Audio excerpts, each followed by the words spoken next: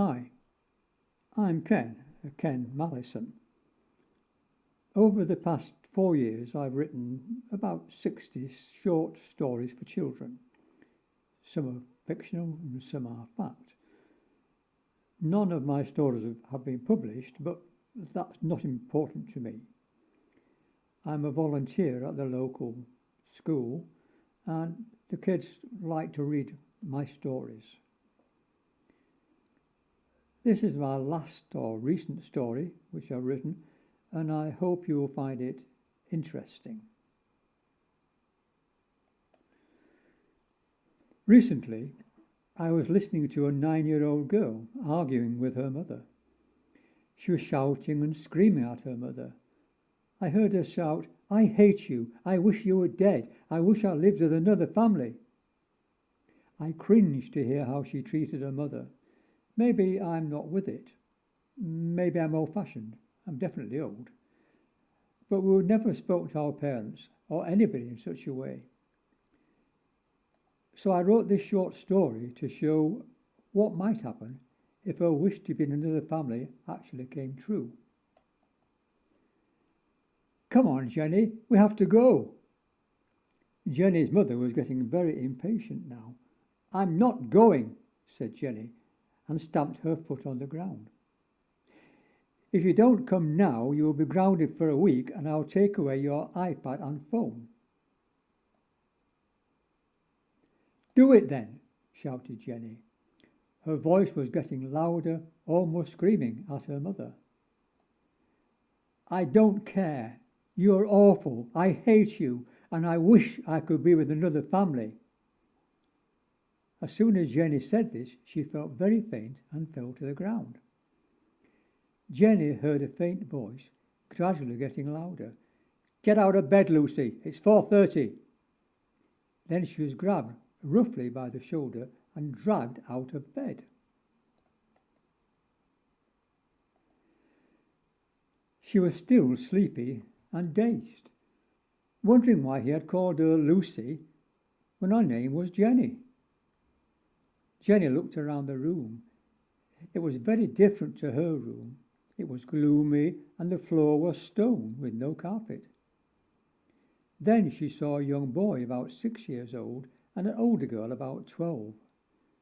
The older girl said, "Get a move on, Lucy, or we'll be late for work." "Don't you mean school?" asked Jenny. "What are you babbling about? We don't go to school. We have to get to work, and it's a long walk. If we are late, we will be in real trouble. Have something to eat, some breakfast, quickly." Jenny followed the girl as she pulled aside a thin sheet which separated the bedroom from the other room. The man sitting at a table said, "Get some bread and some water, and get to work." The girl, who Jenny thought must be her sister, grabbed her arm and said, "Come on, let's go." Jenny set off with her sister and the young boy and started to walk. It was a very long walk and took almost an hour before she saw the gates of a mill. "Hurry, Lucy, we're 5 minutes late," said her sister. As they ran into the mill, a nasty-looking man said, "You're late," and hit her across her back with a cane.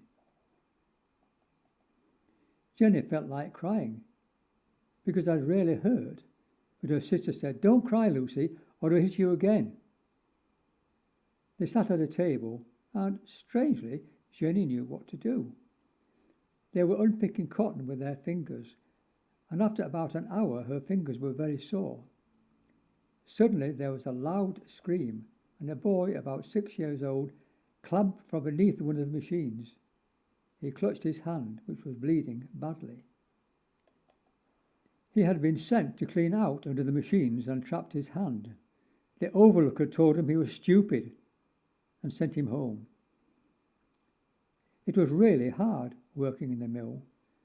Jenny was nearly 10 years old, but some of the children were as young as 5. They had a 30 minutes break, but it was 6 p.m. before they could go home. Jenny was exhausted, and the long walk home made her even more tired and hungry. When they eventually got home, all there was for supper was a bowl of soup and some bread. Jenny said, "I can't eat this," and the man smacked her face hard and said, "Eat it, or I'll give you another one." Jenny ate it quickly and then ran to the bed which she had to share with her sister. She sobbed, realizing that this was the life she would have to lead forever. Soon she fell into a deep sleep. "Wake up, Jenny. It's after 7. Get ready for school." It wasn't the man's voice. It was her mother. Jenny shot out of bed and looked at her nice bedroom. Jenny heaved a sigh of relief. It was only a dream after all. Then her mother said, "What's that nasty red mark on your cheek? It looks as though someone's hit you." For a moment, Jenny's heart stopped beating. Was it only a dream? She thought. The end. Lots of very poor people had to send their children out to work in order to survive. Children as young as 5 were working in mills, factories and down the mine, often for as long as 18 hours a day. In the mines they worked underground in dark, noisy and dangerous conditions. Most became ill, and the majority died before they were 25 years old. In 1838 at Huskar mine, 27 children between 8 and 17 years old died in a flooded mine. In the factories and mills, children as young as 5 worked in noisy, dirty and dangerous conditions. The youngest were sent under the large machines to clear waste. Many lost fingers or died.